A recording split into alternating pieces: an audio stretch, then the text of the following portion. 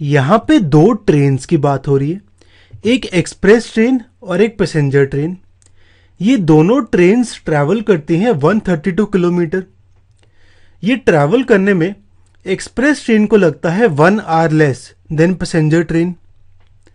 हमें गिवन है कि एक्सप्रेस ट्रेन की स्पीड है 11 kilometre per hour more than passenger train. हमें यहाँ पे एवरेज स्पीड निकालनी है दोनों ट्रेन्स की। ये निकालने के लिए मैं यहाँ पे पैसेंजर ट्रेन की एवरेज स्पीड को x मान लेता हूँ, x किलोमीटर पर आवर, और मैं टाइम निकालता हूँ जो इन दोनों ट्रेन्स को लगता है 132 किलोमीटर ट्रैवल करने में। पहले हम पैसेंजर ट्रेन की बात करते हैं।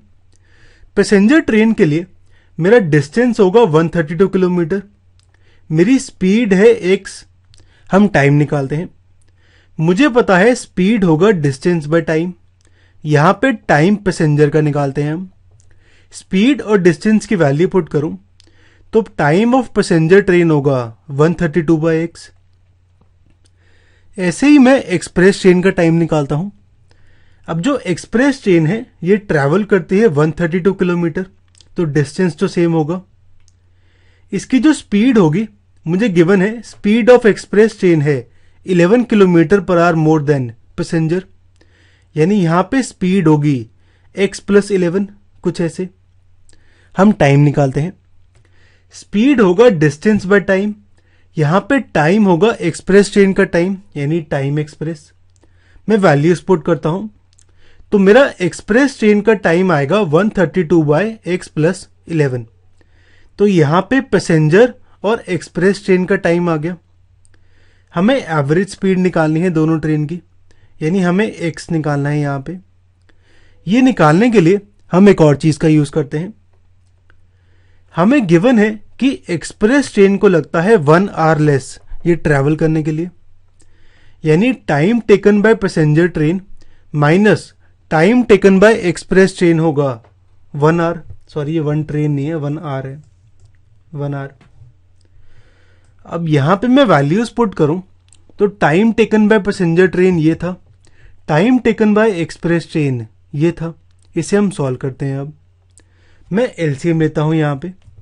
अगर मैं एलसीएम लूं तो x + 11 यहां पे लेफ्ट साइड मल्टीप्लाई होगा, x राइट साइड, और डिनोमिनेटर में x और x + 11 मल्टीप्लाई हो जाएगा, कुछ ऐसे। इसे हम सॉल्व करते हैं। अब ये हो जाएगा मेरा कुछ ऐसे। हम यहां पे क्रॉस मल्टीप्लाई करके इसे सॉल्व करते हैं तो मेरी यहां पे क्वाड्रेटिक इक्वेशन कुछ ऐसे आ जाती है। अब हमें यहां पे x की वैल्यू निकालनी है, यानी हमें क्वाड्रेटिक इक्वेशन को सॉल्व करना है। हम यही करते हैं। मैं इसे सॉल्व करता हूं बाय क्वाड्रेटिक मेथड।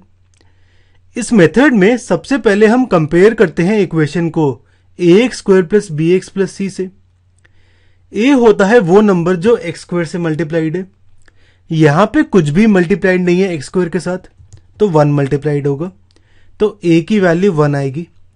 b होता है वो नंबर जो x से मल्टीप्लाइड है। यहां पे 11 मल्टीप्लाइड है x से, तो b की वैल्यू 11 आएगी। c होता है मेरा कांस्टेंट, -1452, ये मेरा कांस्टेंट होगा, तो c की वैल्यू होगी -1452। अब हम d की वैल्यू निकालते हैं। d होता है b² - 4ac। मैं यहां पे b, a और c की वैल्यू पुट करता हूं, ये कुछ ऐसे आ जाता है।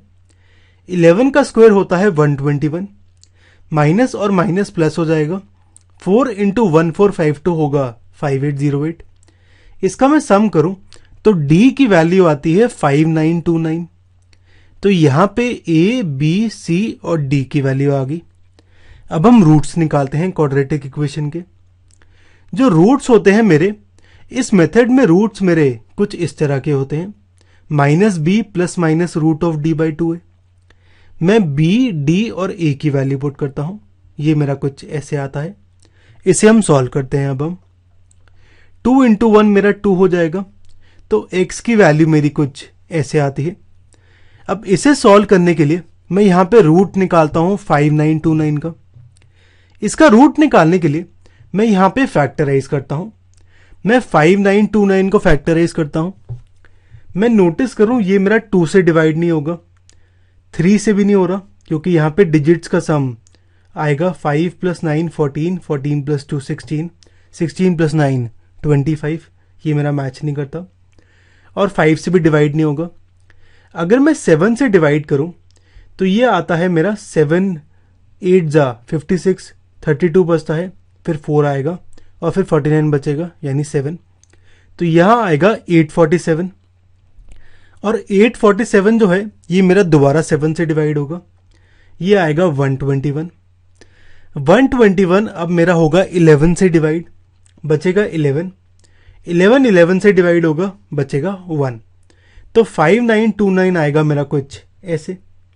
अब यहां पे मैं 2 का पेयर लेता हूं, 7 और 7 का एक पेयर लेता हूं, 11 और 11 का एक पेयर।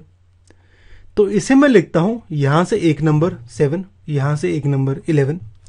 तो 5929 को लिखता हूं मैं 7 × 11 का स्क्वायर, कुछ ऐसे, यानी ये हो जाएगा 77 का स्क्वायर।